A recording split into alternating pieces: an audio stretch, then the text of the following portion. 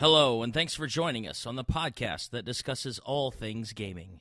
Coming to you from the home of Gen Con and the gaming capital of the world, this is The Established Facts.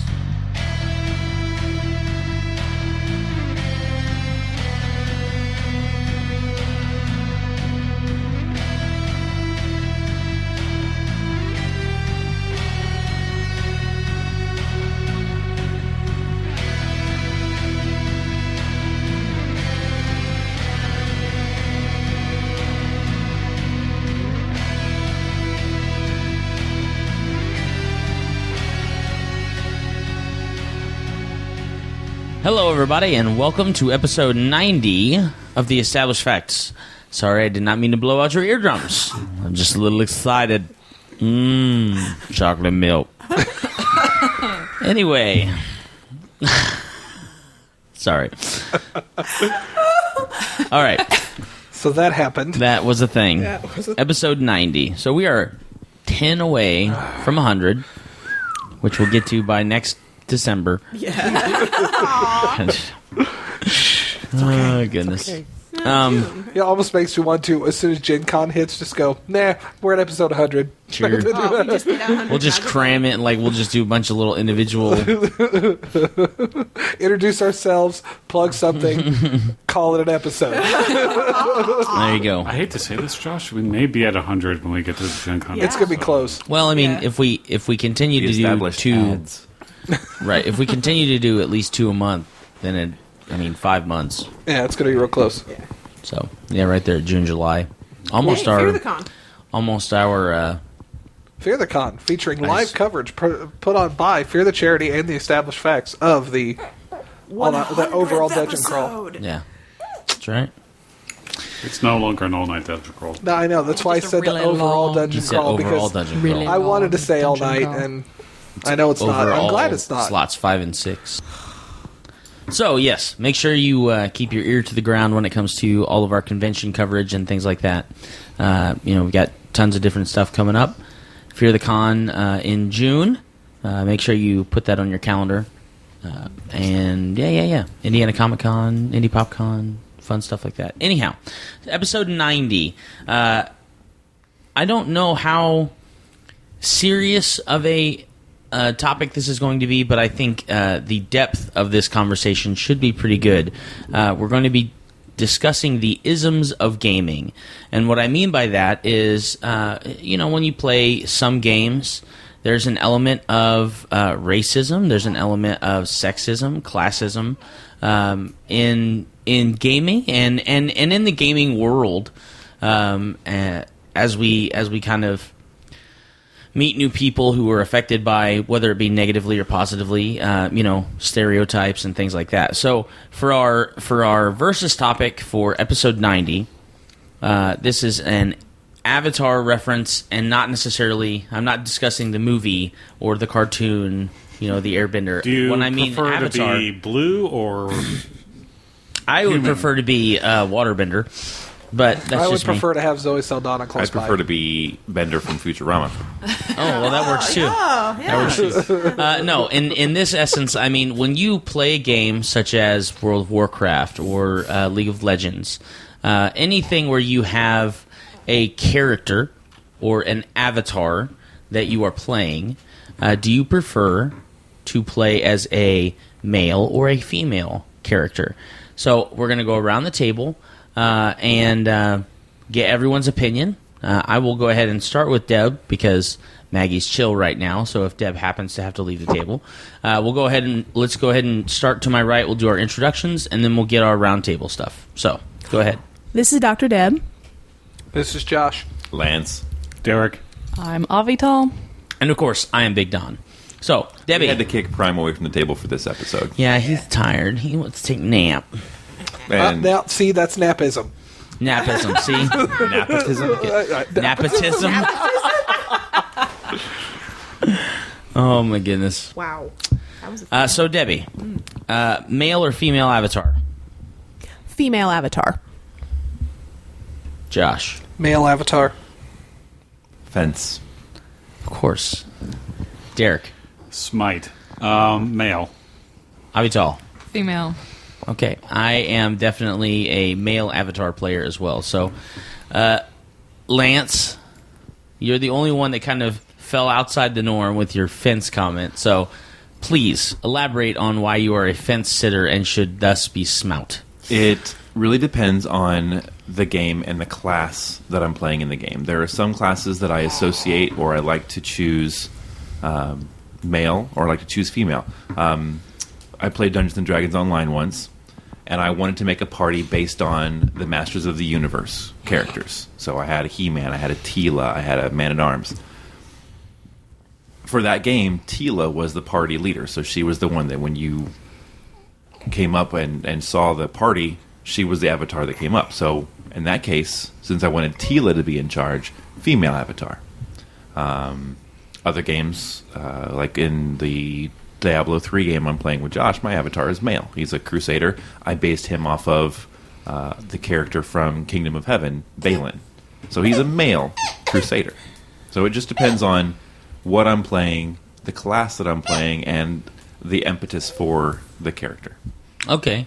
So yours is more character driven, not Yes. so much what your Gender wouldn't matter, except that the character that I've already got in my head happens to have a gender. Okay. All right. Very, very cool. Okay. Well, it seems pretty stereotypical that the ladies chose women and the guys chose men.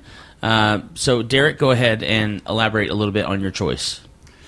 And this is primarily online gaming, so like video games, that sort of thing. I choose male characters because the types of games that RPGs that I play where you can specify your character, I tend to go and explore the romantic aspects of those games. So like Fable or Skyrim. So I can...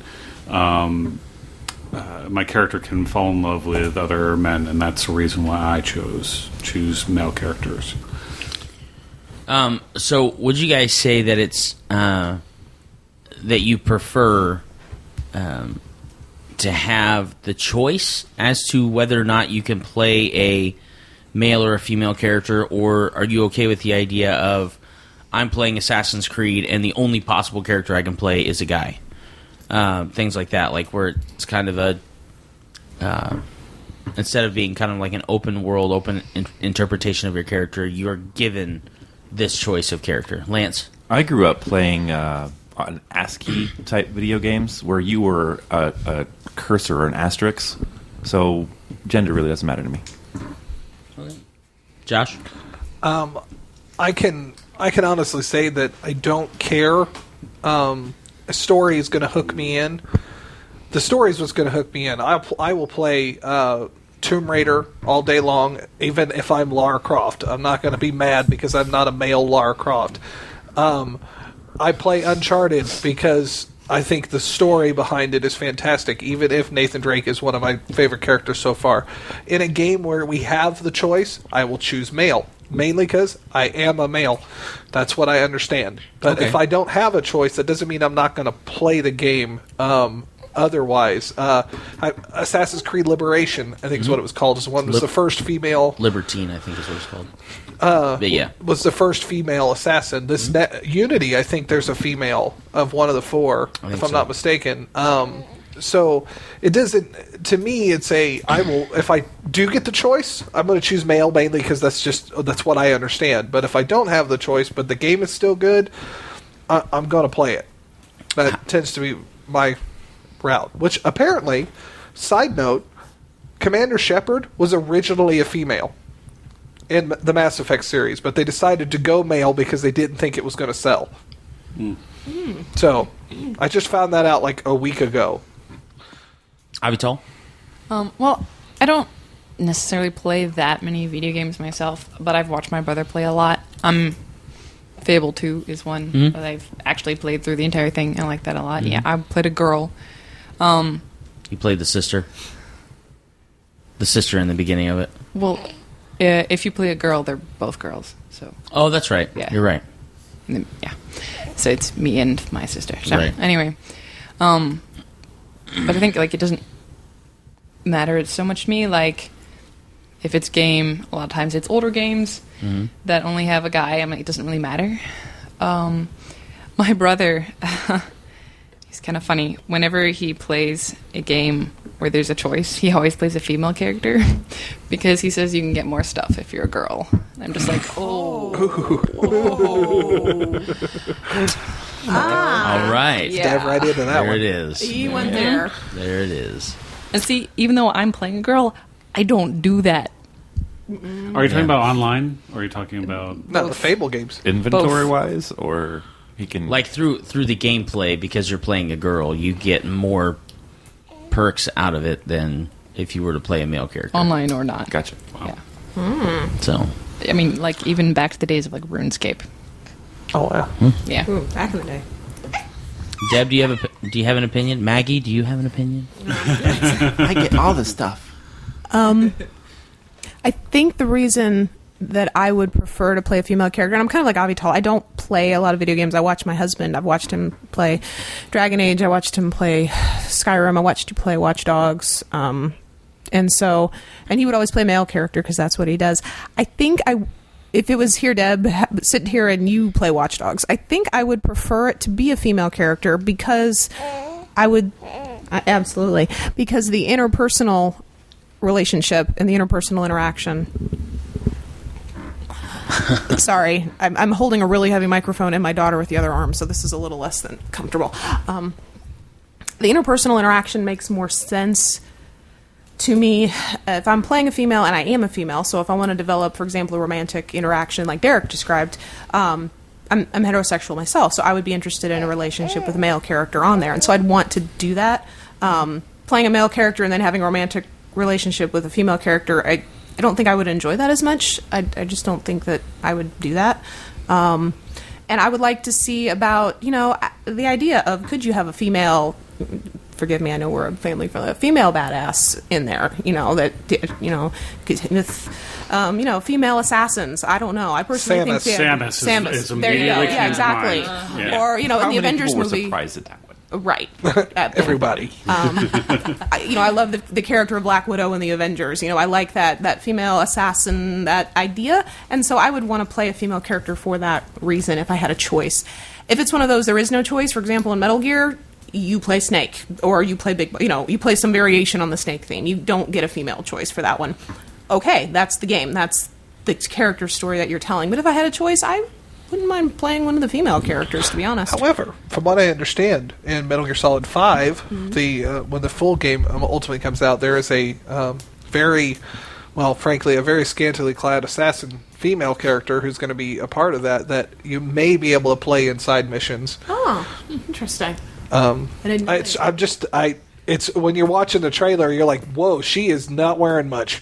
So our armor class is through the roof. Right? Yeah, totally. Apparently. Right. Of course. Yeah. And I just don't understand. Well, obviously, don't understand why the need for like a second table for a woman. Because if you run in those things, your back is probably going to break. Yeah. Would think. I think that's. And that's about as friendly as I can put. Yeah. my thought. I understand. Yeah. No, that's understandable. Lance? Now, if it's just a skin issue, like the mechanics of the game are the same, is it the same choice? Like you don't get anything extra out of it. Yes, it's It's the same just- choice for me. For me, yeah. Okay. That's interesting to know. Okay. My follow-up question to that is, when you are playing a game where there is a choice for you to be a male or a female character, do you find it difficult sometimes to connect with that character? Because a lot of times when they program the characters, they program them all to be this universal way. When this guy asks you this question, this is how you're going to react. And so I guess my question is, do you find that playing a female character in Fable seems genuine, like you're actually playing a female character, or they have the exact same reactions that a male character would have, and it's just kind of like, skin, almost, yeah. It's like just because I feel like when if I was going to play Uncharted, the way that Drake responds to certain things and the way that he talks might be different if he was a female lead character versus him being a male lead character.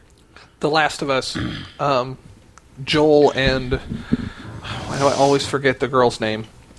Because you're sexist. I'm not trying to be. I promise. But the 3/4 of the game you play as Joel, you play as the male character, and you're always trying to protect her. But there is a section of the game where you actually take her on as the character, and you actually have to go save Joel from a situation he's gotten himself involved in. I'm really trying not to ruin this, because if anyone hasn't played that game yet and you own a Sony console, shame on you. You just need to play it. But it's very different, because a lot of people, when you're looking at the cover on that game, you think that she's a little girl, and she's not. She's a teenager living in a post-apocalyptic world who just happens to be. She's more BA than he is. In certain situations, yes. The funny thing is like I was a lot better with a bow with her than I was with Joel, and it was a combination. You could definitely tell the strengths and weaknesses between the two, and I think the fact that the dynamic was Joel and this girl. I'm really feeling silly right now, not knowing her name. Is it Ellie? But Ellie. Thank you. Way to My go. goodness. How did I know that? I have no idea how I knew that. But Even if it's not, at least he's got a name. based off on how the game started, the dynamic is Listeners huge. screaming. Yeah. The dynamic is huge later in the game, based off how the game actually started.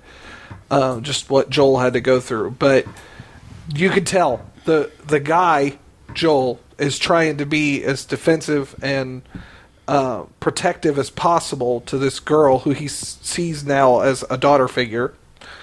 But then when you take over as Ellie, she becomes the almost the protective, like, I gotta find my dad type, even though they don't have an official father-daughter relationship. But it's definitely male versus female in the way they handle the situations. Derek? And I do not know the source of this. I know this was a convention not a round table, but a panel.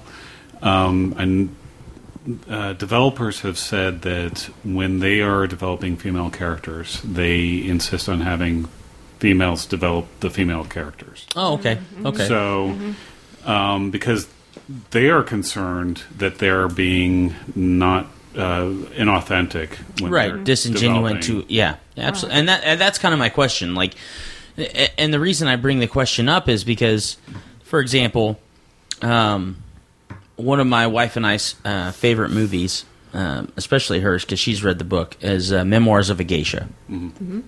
And in that movie, that book and the screenplay was adapted from a book that was written by a man. So the question comes, and especially like, and it's even the reverse too when you look at books that are written by women that have a main male perspective. There kind of seems to be sometimes a mudding up of the water, or like something lost in translation. Like, guys reading this book and they're like, a guy would never react that way to this situation, or a girl would never react this way to this situation, and that's kind of my where I'm coming from in that is like, is there something that gets lost when someone creates a character for a game, and it's it's definitely news to me, and I think that's great that when they are developing a female character or if it's a female who's the lead designer on a new game and they're trying to develop a male character, same thing. Like, like these would be, because a guy's going to react differently to the same stimulus as a girl would. The question that comes up is, does it matter? That's going to be the hardest question is, does it matter? And personally, I believe it matters. I think it does too. I think that when you're trying to make that connection, the reason why people get so enveloped into, say, John Spartan from Halo, Master Chief. Oh, Master Chief. Okay. The reason that they get so connected with Cortana and the reason that they get so connected with John is because they are stereotypes of that sex and that type of character. Cortana is kind of John's conscience and his, if you will, his decision-making process kind of all filters through her because she's constantly giving him new information and new advice, and she wants to be his caretaker and his nurturer, and he's like, just hand me a clip and I'll jump off this building and take out everybody. It's very much that very quintessential, macho man perspective, macho character perspective in his way, and then hers being a very nurturing and More Motherly. thoughtful? motherly, caretaker kind of role. I think on the flip side of that, going back to what Lance said about, in certain games it doesn't matter because you were saying like you played ASCII games where you were like a blinking Exactly. cursor. Yeah, Where you don't know what gender you are because you can't tell. right. I think those like Mega Man or like those platformers like Super Mario Brothers, Right. Mega Man, it doesn't matter. It doesn't. But when the trend is going more storyline now, Right. and going more towards the quote-unquote humanist type of aspect. And so maybe even Solid Snake a little bit, those types of shooters, like Battlefield, Call of Duty, that sort of thing. I don't think it really matters who you're playing. Yeah, I mean, there's still a campaign, but yeah, I mean, that's it. Well, and I think that theme of game is a completely different type of game to add that kind of an element to. Exactly. So yes. So there are certain games that doesn't matter, but if you're bringing in character development, if you're bringing in storyline, I think it does matter. Well, if we go back to some of the classic Sony or NES games, let's say Final Fantasy, the original. If you wanted to be a black wizard, you're genderless. It's just a person with no face. If you want to be a fighter, you're very definitely male. If you want to be a white mage or a healer, you're very definitely a female. Then you get into games where being a different gender matters. You brought up Mario Brothers. Super Mario Brothers 2, Right. if you play Peach, you get a definite advantage Yes. because you can jump and then float. You can float. Instead of just being able to jump. Luigi, I think, jumps higher. Toad Toad is It's stronger faster. and faster. faster. Yeah. So those things, it does matter which gender you play, but I think they could have made those genderless characters and say if you play a character, the red one, then you're normal. Green, you jump higher, but you're slower. Right. White, it could use something Depends else. on the storyline. Like, how deep is the backstory Right. on the game that you're playing and the characters? How deep is that? And if it's a deep storyline, if there's any sort of romantic relationship involved with it, then it matters. Right. Yeah. In Final Fantasy Tactics, male versus female character does matter. Female characters may not be as physically strong, but they might be more emotionally strong or faith-based strong. So that it does matter in that. But there, like you said, there is a more of a backstory to that game. Well, and my next question that kind of leads into our discussion is when it comes to the relationship of your character or characters, depending on if you're playing like a game like Final Fantasy where you have multiple characters that you're trying to maintain. Storyline being a huge part of the gameplay. And the game I'm thinking of right off the bat was the first real RPG video game that I that I really kind of sold out for, which was Final Fantasy VII. In that game, there are some very vivid characters and a lot of really fun characters to play, and one of my favorite characters was Eris, who, spoiler alert, if you haven't played it, ends up getting killed halfway through by Sephiroth. And the reason I that didn't was know that, but that's okay. the reason that that's game is important to me was because I really loved the dynamic in the storyline that you have between Eris and Cloud. And so when Sephiroth, who is this, big freaking jerk of a guy, comes down from the heavens, if you will, and just takes her out, like, I was seriously emotionally distraught, and I seriously had to set the game down for a little while because I was so invested in those characters. And so I guess my kind of my spin-off question is, when it comes to whether the character is male or female, it doesn't really matter, but do you feel like there is more empathy given to characters who are a mixed party so that you can invest a little bit more time in them, such as a Final Fantasy VII, or even like a Skyrim when you have a companion, or Fable when you have your little sister, your sibling, or the dog for the love, things like that. Things like that. Derek? To answer that question, yes. I think that's...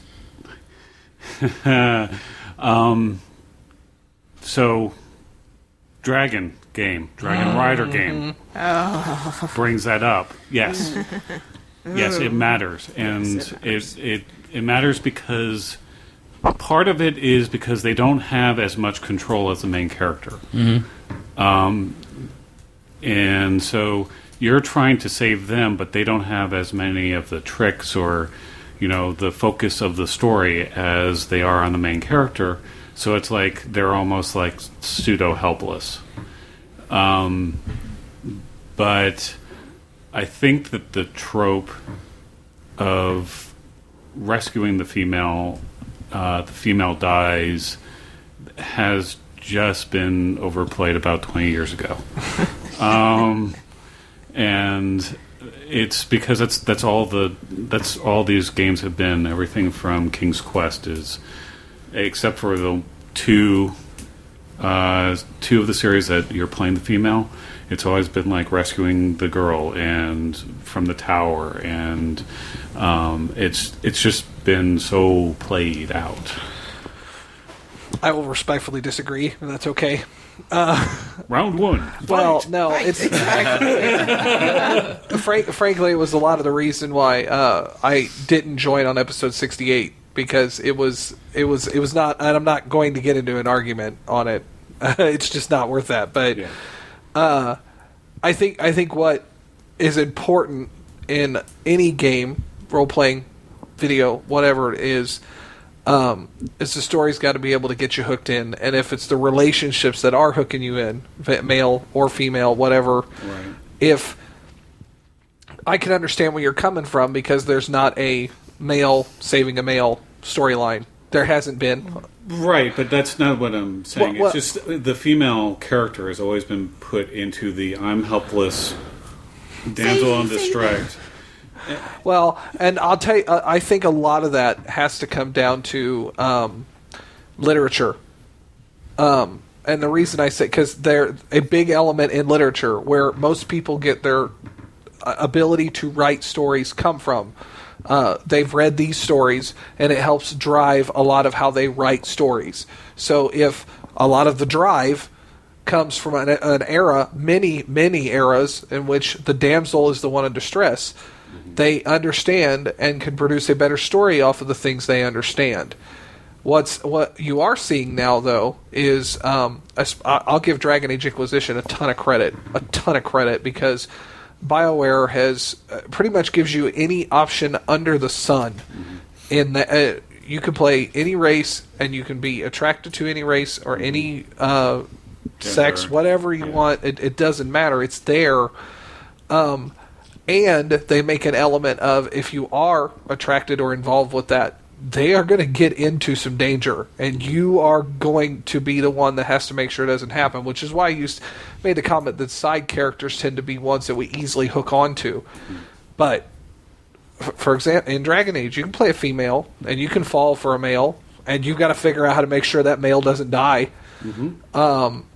And there are characters that will die in the series. Now, Dragon Age has also tried to, if they're going to give you the option of being romantically involved, they try not to make sure that the character dies permanently. At least so far. But I wouldn't be surprised if we see that at a later date. And if they do, then I will walk up to their headquarters and give a standing ovation. And that's where BioWare's stance has been on it the whole time. But I think story writing has to do a lot with the history. And history has been the damsel in distress. So writing that element, if they're going to put that element in, it is easier.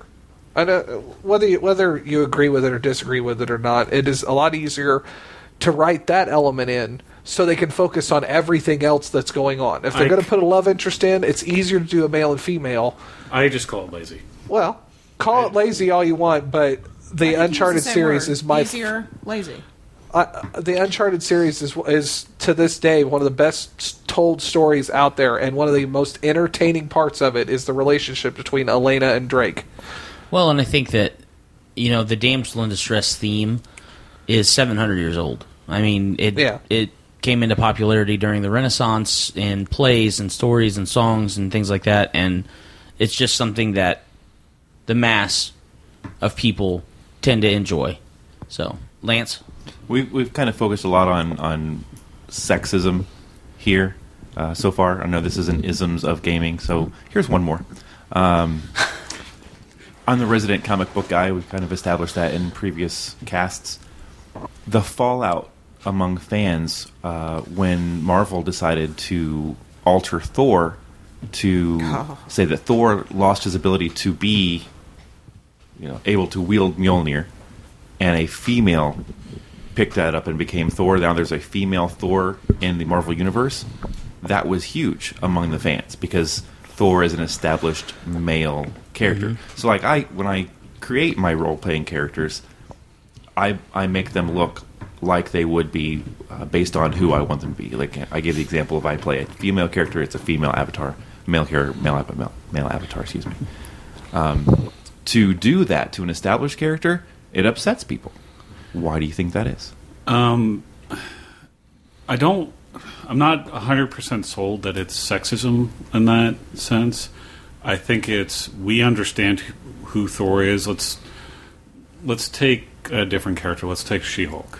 Okay. And for some reason, they turn... well, it's not going to be good because there's already a male Hulk. Try Wonder Woman. That's the whole point. Yeah. Try Wonder Woman. Wonder Woman. Okay, you have Wonder Woman, and she, in some magical comic doohickeyness, they she loses her powers, and a male Amazonian rises.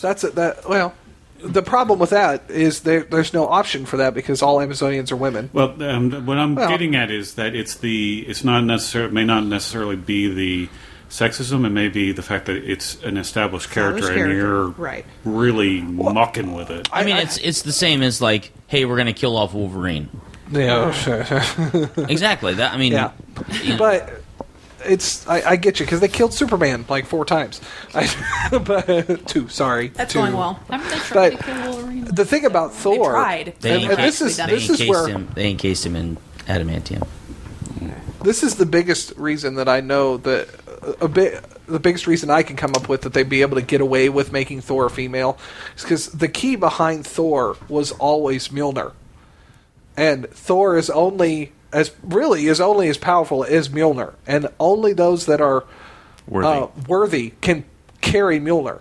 And if the male Thor no longer became worthy, but a female was able to become worthy, it's easy to explain because as Guardians, there's no real limit there. They're male and female as Guardians. Sure. Thor, the concept really comes down to Mjolnir. It doesn't come down to the race or the sex or the whatever. I mean, goodness gracious, and a frost giant, if he were worthy, could wield Mjolnir.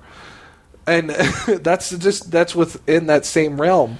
DC is very hard to do stuff like that in DC. For main characters, except for like your Batmans, because even Robin has been a female. But a lot of the DC stuff is very pigeonholed so far that I've seen. Yeah, but I'm not. You're not going to have a sure. female Superman. It's Superman. Yeah, that's why you get Supergirl. Yeah, exactly. Or woman. Superwoman. Right. Yeah. I'm having a hard time with that because if you've invested in Thor Right. as this incarnation of Thor, the male incarnation of Thor, and I'm hoping, because I haven't read a lot of the comics of Thor, I'm hoping it's more than I have big hammer me smash stuff. It's actually has like some character development on him. Then I can understand that if people are like, okay, well, we've invested all this time in this character, now he's something else. Right. Right. Now take that into the gaming world. Would you be upset if you were playing Larry Croft?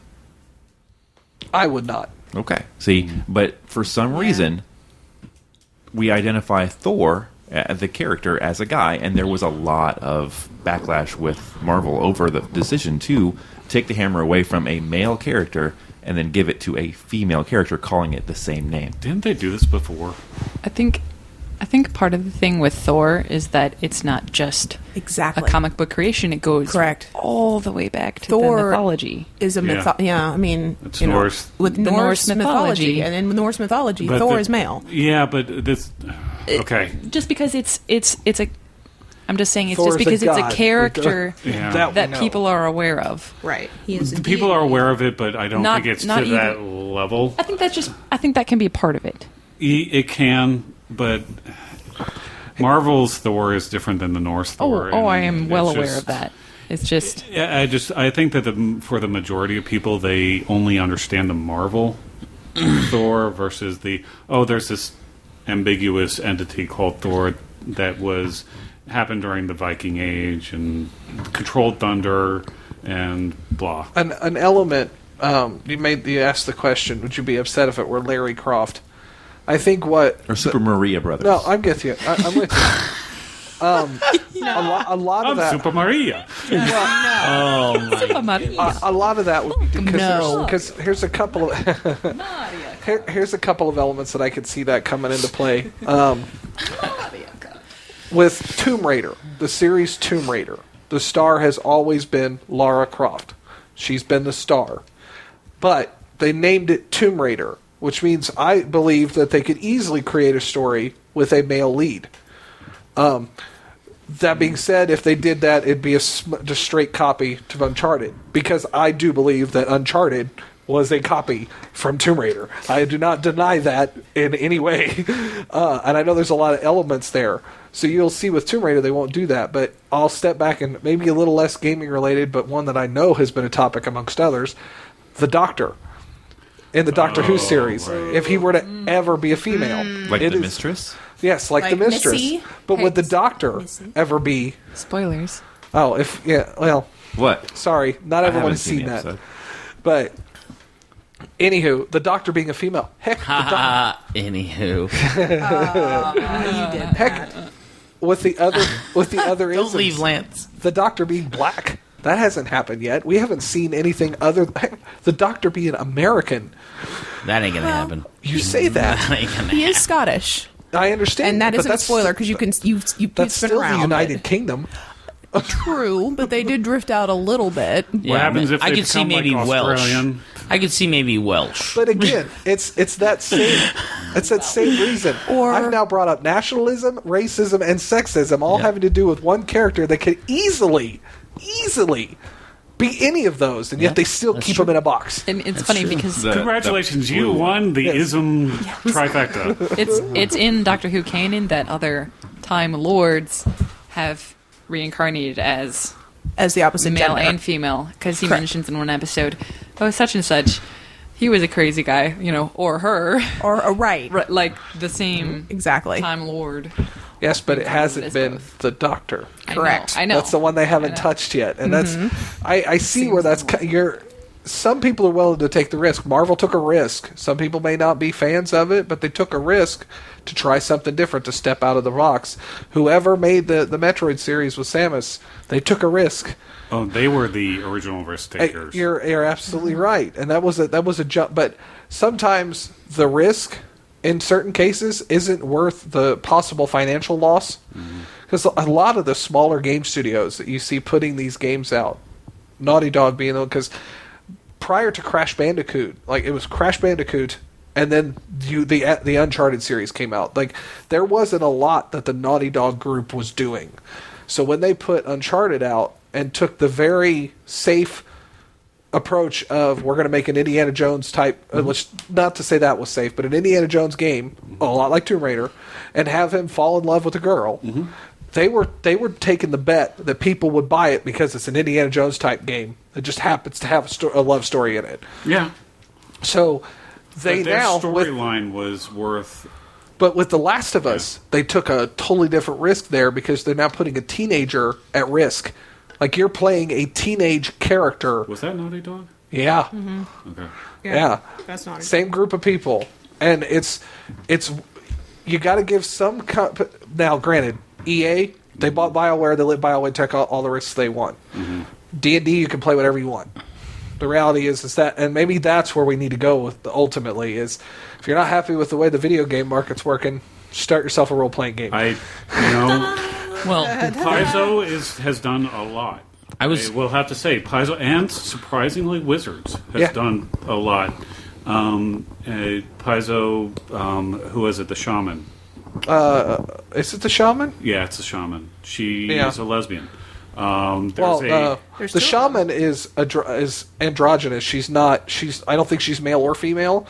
The cleric and the rogue are lesbian. Oh, okay. Yeah. She's a transgender. Yes. Yes, that's right. That's right. And also, Magic the Gathering. Kieran Marisol. Transgender character is in the new set, which was like. Wow. That shocked me when I heard that because, I mean, Magic the Gathering. First of all, that doesn't really matter, but it matters to Wizards. But then the fact that they did it for such a for that title is interesting move.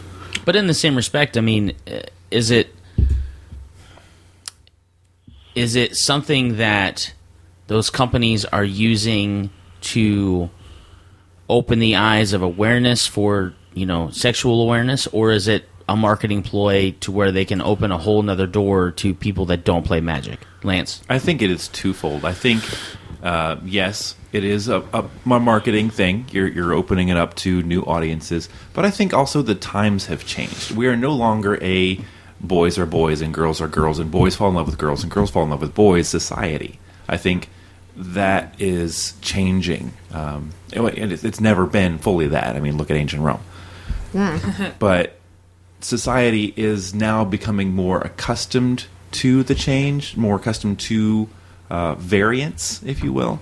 I give a lot of credit to media for that because it is becoming more available in media. You look at TV shows now versus TV shows from the 1960s, and you're going to see a major difference. I mean, the shows we watch now, just the regular TV shows on broadcast television, would be rated R in those ages. But society has progressed. I'll go off of that. Going back to King's Quest, there was King's Quest V. There was a tailor in the village, and he was the worst stereotype gay character on the planet. But nowadays you've got Last of Us, where you have that gay character, and he's portrayed a lot more authentically. We're going back to this whole idea of portraying characters authentic, and I think it's important for these companies to broaden these different storylines, because I think part of it is it's a different aspect to explore. I think that they need to do it as authentically as possible. I